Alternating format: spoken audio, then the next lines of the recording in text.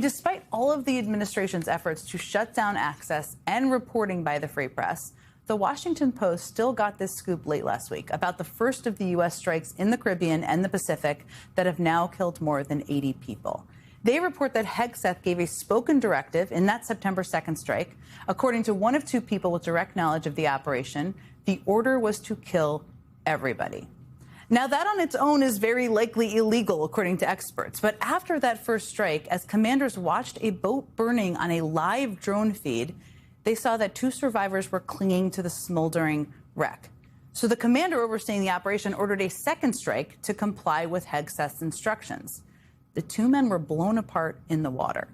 Now, I should note that Emma Snow has not independently confirmed that report. But to be clear, that second strike, shooting the defenseless and shipwrecked, wouldn't just be a war crime. It is the textbook definition of a war crime.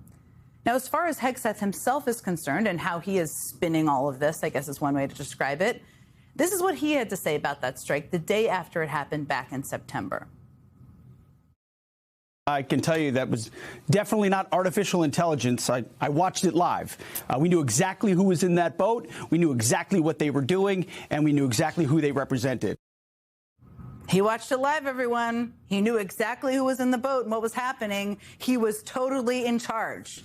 I mean, that is some serious chest thumping there, Pete Hegseth. You can always tell when he elevates his voice and talks louder. That's the tell. So that was his story then. Here was Hegseth today.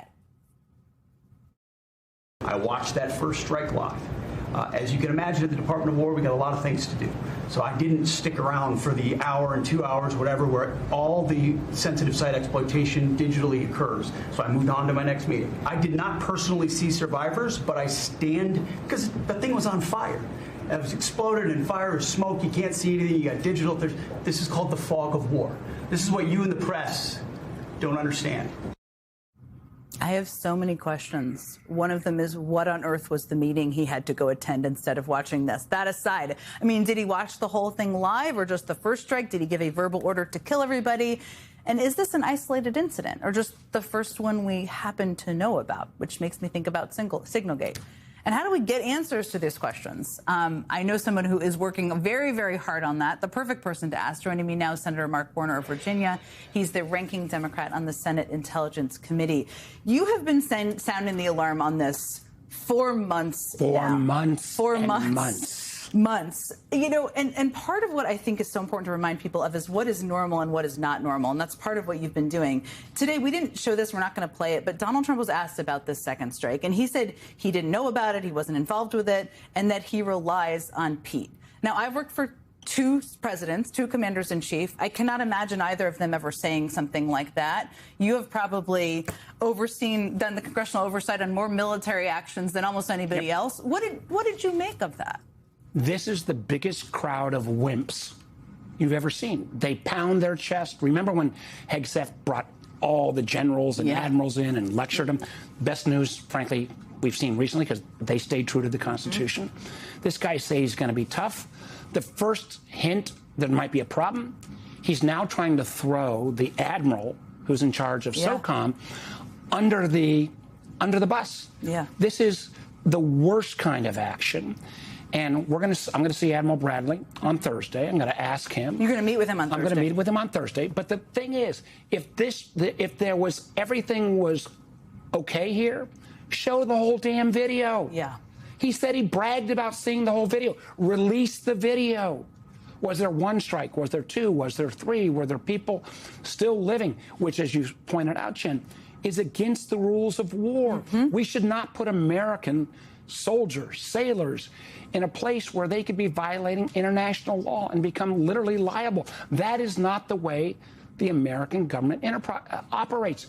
And unfortunately, we've seen this time and again. From Hegseth, we got the Signalgate. You mentioned Signalgate, when they put literally thousands of sailors, and particularly those who took strikes against Yemen, in harm's way by talking about this before it took place on a non-classified communications mode.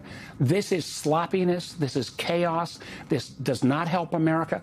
And this whole effort, if they were actually got the goods on these guys, interdict them, show the world the narco-terrorists, and show them the drugs, as opposed to what Trump has done, which is like, let me go ahead and give another pardon to the former president of Honduras, who has been convicted under American law as being a drug narco-terrorist, and he lets him out of jail because of political opportunism. This is not the way America operates. Well, I hope we're going to talk about the elections in Tennessee and in Virginia, but part of this is beyond affordability, beyond the fact that we got to stand up for health care.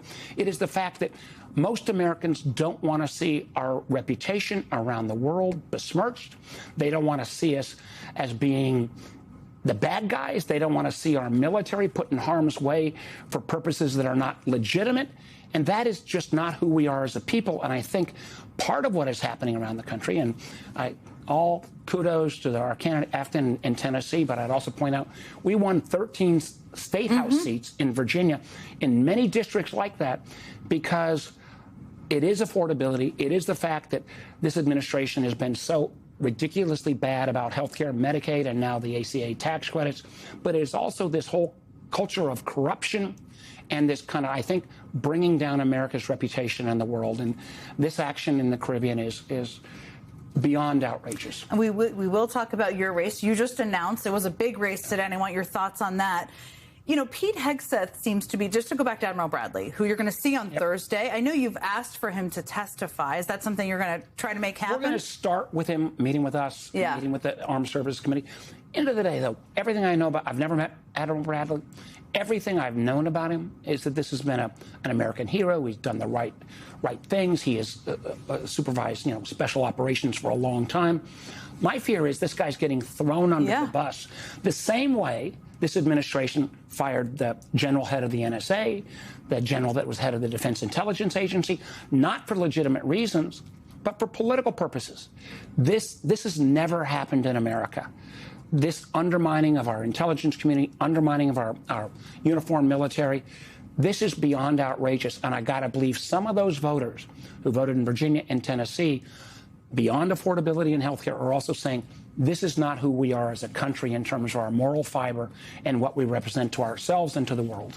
Do you buy that Secretary Hegseth walked out of the room after the first? That seems just hard. Jen, I've called for this guy's resignation for months on end. If you ever got somebody that is so beyond his ability to execute, who is kind of a joke, and frankly, we hear from the military on a regular basis, they don't respect this guy. This is, here was a guy who was a Fox News commentator who's now lecturing the military about how to be real tough warriors, who now, when he's finally in an incident and reviewing it as Secretary of Defense, not Secretary of War, Secretary of Defense, cops out and tries to throw the admiral who's actually got the local command under the bus.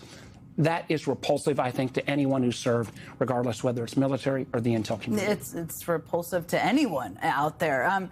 Let's talk about politics and the race. You just announced you're running for re-election. MarkWarnerVA.com. There you go. Check it out. Check it out. I mean, that was very smooth. You've been doing this a while. As you look at the Tennessee race, I mean, Nashville, it's kind of, but it's a very Republican district. 22 points Trump won by. There are a lot of parts of Virginia that kind of have similarities to parts of Tennessee. What is your takeaway of that race and what it means? At the end of the day, as Ken Martin said, it's not about labels of centrist or moderate or progressive. It's, can you get stuff done for people? People want to hire us whether we actually can accomplish something. Not our position. Can you get stuff that changes their life? Donald Trump promised a lot. He has underdelivered on affordability. He's underdelivered on groceries. He is literally taking away health care from millions of Americans. His big ugly bill took 17 million Americans on Medicaid. He's now taking millions more, 24 million potentially, on these tax credits. And the thing that people, I think, are getting is, if somebody else loses their health care and they got to go to the emergency room, that's going to drive up everybody's costs, even if you've got private insurance. This is a bad plan. It leads to lack of affordability.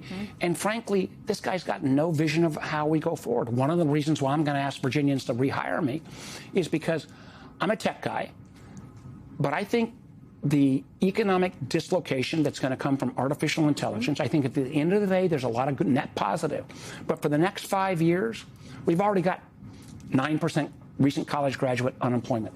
That could go to 25% because all those starter jobs coming out of college are being eliminated by AI. I think the AI guys owe an obligation to help us figure out that transition and frankly help pay for it.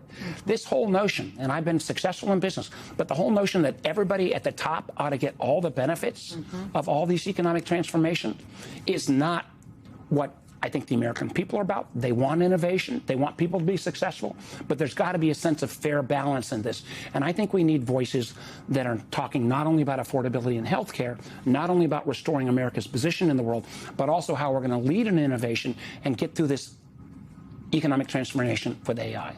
Senator Mark Warner, we covered quite a span of things there. You didn't interrupt me that much as you used to. I appreciate it. Thank you so much for joining me tonight. Thank you, Jen.